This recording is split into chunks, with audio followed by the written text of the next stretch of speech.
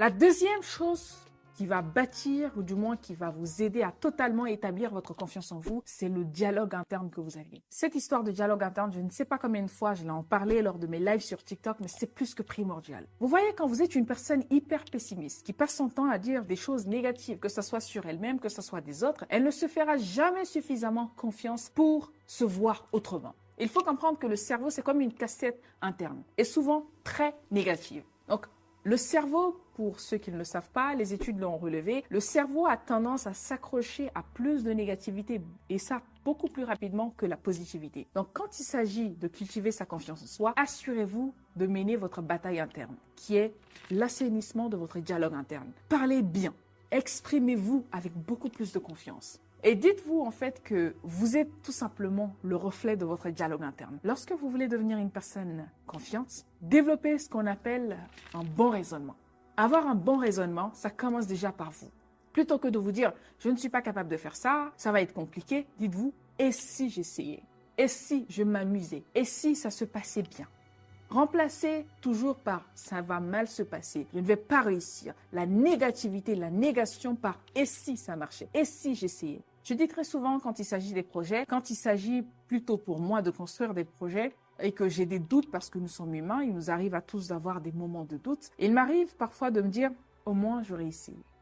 Et ça, c'est un très bon dialogue interne à avoir quand il s'agit des moments de doute. Plutôt que de se dire « je ne vais pas réussir, ça ne va pas me réussir, je ne vais pas pouvoir y arriver ». Il serait plutôt sage de se dire « au moins j'aurais réussi, au moins j'aurais tenté ma chance. Et si ça se passait bien ? Et si mes peurs n'étaient pas fondées ?» Donc, c'est très important de comprendre ceci. Et d'ailleurs, parlant de peur, il y a une étude que j'ai lue récemment dans un article qui disait que les peurs, il n'existe malheureusement que deux peurs de l'être humain.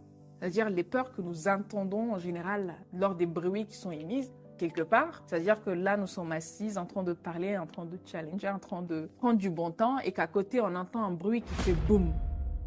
C'est la première source de peur de l'être humain. Et la seconde source de peur de l'être humain pourrait venir d'un danger qui vient. C'est-à-dire on voit un danger, un train qui a lâché la route, qui déraille simplement, qui vient vers notre direction. Ce sont les deux peurs qui existent de l'être humain. À part ça, toutes les autres peurs ne sont pas fondées. Elles viennent simplement de notre imaginaire, de notre faculté à réfléchir, que ce soit positivement ou négativement parfois. Donc, dites-vous que la plupart de vos peurs, pour 90% ne sont pas du tout fondées. Les seules peurs qui existent réellement, ce sont celles qu'on entend en général et celles qu'on voit venir, c'est-à-dire un danger imminent qui arrive. Et malheureusement, pour beaucoup de gens, ce n'est pas vraiment le danger qui fait peur à beaucoup de gens, c'est l'imaginaire. Le troisième point ici pour travailler sur votre confiance en vous, et ce point va être plus que déterminant de tous les points que je vous ai cités tout à l'heure. La confiance en soi, ce n'est rien d'autre également que ta faculté à créer ce qu'on appelle une preuve tangible de ta propre valeur. Qu'est-ce que j'en suis mis par là? Malheureusement, ce que j'ai beau remarquer chez la plupart des personnes qui souhaitent développer leur confiance en soi, ou du moins qui sont en baisse d'estime de soi ou de confiance en soi, j'ai remarqué que fort malheureusement, les gens qui souhaitent travailler leur confiance en soi, ou du moins chez la plupart des gens,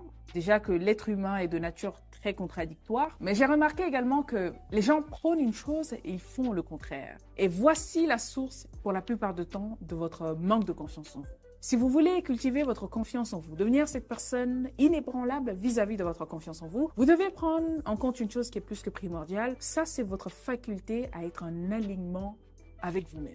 Qu'est-ce que cela veut dire? Cela veut dire c'est votre capacité simplement à travailler votre valeur perçue vis-à-vis de vous-même. Alors je sais qu'il y en a qui me regardent derrière l'écran, qui comprennent toujours pas ce que je suis en train de dire, où est-ce que je vais aller. Votre valeur perçue de vous-même, elle est plus que primordiale pour asseoir une crédibilité également vis-à-vis des gens. Parce que figurez-vous que ce que vous pensez de vous-même se reflète en vous, se reflète dans vos actions, se reflète également dans vos dires.